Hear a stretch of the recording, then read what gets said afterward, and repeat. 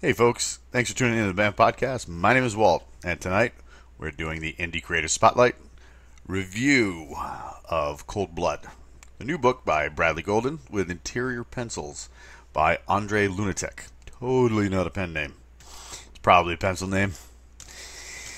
Sorry, dad joke. Don't forget to check us out on Patreon to support this and all our other shows for all the nerd you need. We talk tabletop role-playing games, superheroes at the table and in the pages, as well as whatever and wherever the urge takes us. So if you want to join the discussion, join us on Discord. Come say hi to us on Facebook. Plug us into the social media machine, and pretty much you'll find us. Let us know what you think of the shows. Find us on Patreon and keep us in the geek by supporting the show. Tonight's feature is Cold Blood by Bradley Golden. Copy of the book was provided by Mr. Golden, but no ice cream changed hands for a thumbs up review. I gotta get a better writer. This is my take on the story. The take's mine. The thumbs up or thumbs down are mine, so nobody else's thumbs are getting in the way. Story centers on Thomas. He's a man of the community.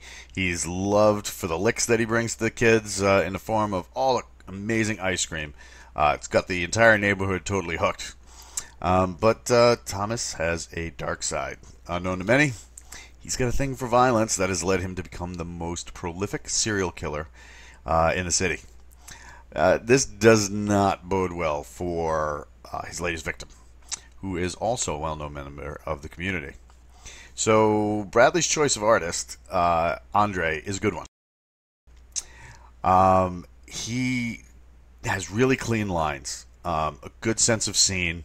They have everything set up really nice so that the story flows very well. There's good transition from scene to scene. None of the dialogue blocks the art, and the art leads the eyes to the dialogue, which is exactly what you want in a comic. This is one of the one tricks that a lot of indies struggle with, but I mean, right here they did a fantastic job with that. There's some great the cover work, obviously by Helmut Rancho, and here we have a shot of the cover along with the credits. Conveys the eerily creepy scene that you're going to get in the book, and it's really done well. So as far as the art goes, excellent. I highly recommend checking out more stuff by Andre because, like I said, he had a good sense of scope for scene. He knows how to frame a panel, so good times, good stuff. There were only a couple of times where I was a bit confused by the story, but a second read through kind of put me on the right track. After I read this, I really found myself wanting a second issue, as I really wanted to see Thomas gets what's coming to him, as well as my biggest thing about this book is the community reaction. The community loves him. People see him. They see him down the street. They mob him for his ice cream. His family is known in the area. So, I mean, to have somebody right under your nose who is a sadistic, it would be really interesting in future issues to see where the community goes when they find out. And as with any type of villain in a story like this, you definitely want to see him get his just desserts. Sorry. The book is going to go on sale in May. So if you're looking to grab a copy, it's going to Antarctic Press, and they'll any search for them will probably pick them up, and then you can order the book from there. Until then, you can reach out to Bradley on social media. He's on Facebook. I'm sure he'd love to talk about his comics. And you can also check out the Kickstarter page. And like I said, this started out as Timmy Lala's Ice Cream on Kickstarter. It did pretty well. They raised their funding goal. They got everything they needed to get the project out. and now it's getting ready for release. So if you got a second, drop by, tell Bradley we sent you, and then check out the book, because if you're into creepy stories where there's a lot of suspense and a couple of twists and turns, check out Cold Blood, and you won't be sorry you did.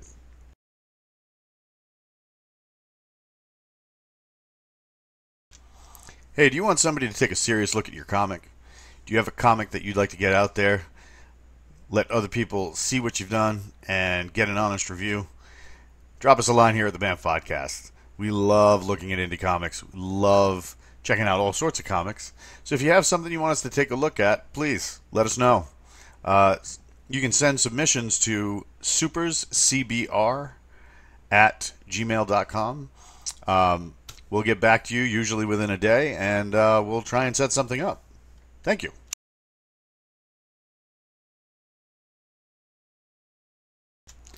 We wanted to give a quick shout out to Aldo Regalado, who is currently kickstarting the Superverse.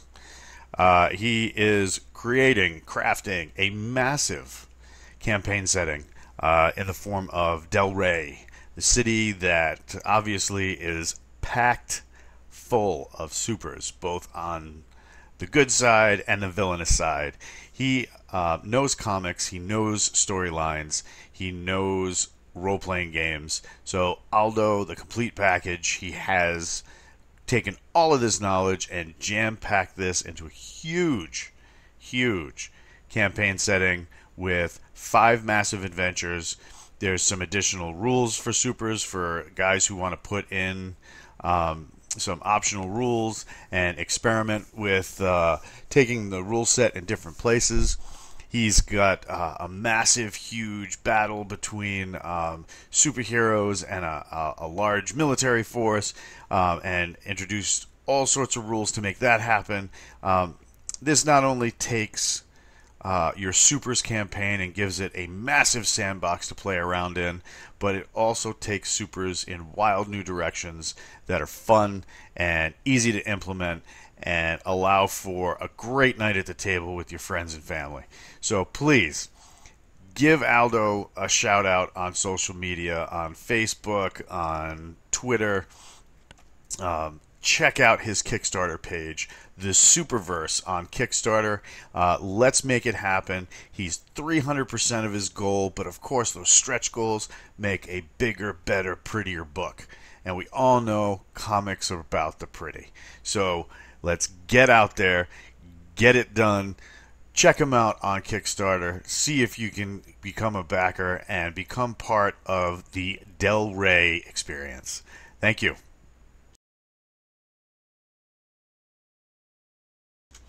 And we're back. For our round 2 review, I have an apology to make.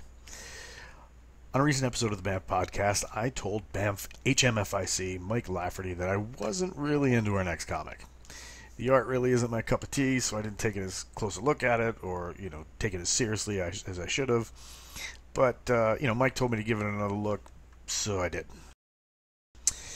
Tonight we're going to be talking about Outer Darkness, which is the new book coming out of Skybound Comics, an imprint of Image. It's by John Layman, a guy who did comics such as Chew, which if you're into kind of freaky, dark comics, this guy's your man. Underlies everything with a type of humor that kind of endears you to the comic. So I was really interested originally in taking a look, and the cover had me... the cover really had me as far as dragging my interest in. But then when I got into the pages, they really didn't grab me the first time around. So, like I said, Mike, I'm sorry, but I'm not sorry because you got me back into it. So, the story really has me hooked, even if the art doesn't. So, what is it about the story that has me by the short and bloodthirsty? Let's dive in. Story centers around First Officer Rigg. He's clearly lost something in the recent past that he's been looking for, but of course, mission before personal interests, and he keeps getting put to the wayside before he has a chance to go investigate. But something goes horribly wrong in their first mission, and Riggs put out to pasture until they can decide what they want to do with him. Opportunity comes knocking because, Rig, he's a capable dude, and he's once again set loose on a galaxy that doesn't know they need him. There are some things about this book I really love. The story is kind of like Star Trek meets Doom in a weird twist of fate. The engines and a lot of the tech are powered by captured demons and spirits. And when things go wrong, because they're going to go wrong, they need exorcists, diviners, ghost hunters, and other type of people who can sling hexes on board to clean up any messes that they get into. I love that working with this tech in the stories is dangerous. It isn't so easily mastered just by, putting an elemental into an engine and telling it that you have to go to warp speed. Things can go horribly, horribly wrong. A wrong calculation can drive an entire crew insane, or cause you to bleed out the eyeballs. I mean, it's really terrible stuff that they're messing with that makes this tech work. So to have that as part of the story is very, very cool. Other thing I really enjoyed, aside from the terrible fate that basically awaits anybody going into deep space, is that the cast of this is fantastic. It's very diverse. You got folks made from all walks of life. Not just the vanilla cookie cutter type people that we've seen in science fiction dating back from the 70s, but this is some real cool stuff. It's really a good representation of what you might see in normal society, on top of all of the crazy aliens that you're going to get with a book like this.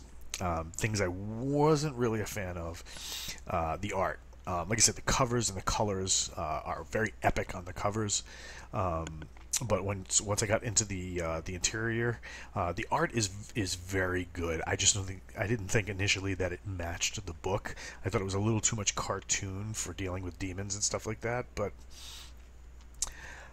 it's not so bad that you can't enjoy the story. It just caught me off guard, especially when the cover was so iconic. But on the interiors, I mean, the art. The artist has the artist being Afu Chan. He's got a really great sense of scope. The panels are fun. The artwork is very evocative, almost in like a Batman animated series type of way. I could see a title like this, having somebody like Miss Gerards or Michael Lark on them, but Afu Chan, rock and roll, man. Your art is slick, and like I said, it just caught me off guard. So my bad. I'm gonna do a lot of apologizing in this review. In any case, while the art didn't hook me, it wasn't enough to drive me away the second time. But like I said, cast is fantastic. The expressions are really well done. The horror that comes through this book, if you could take Event Horizon, mix it with Doom, and throw in a little Star Trek, seriously, this is the book that you have. And the story is so far is just, even in the first issue, is just fantastic. So that's my take on The Outer Darkness by John Layman and Afu Chan. As a big fan of Event Horizon, I was stoked to see this come out. When it didn't catch me the first time, I was glad Colorado's #1 comic book and RPG podcaster set me straight. Well, folks, that's going to do it for our reviews this week. Please stay tuned as we have more books to Banff and some cool content coming in the near future. Reach out to us on the various social media machines, and as always, we'll catch you on the flip side. Banff, and we're out.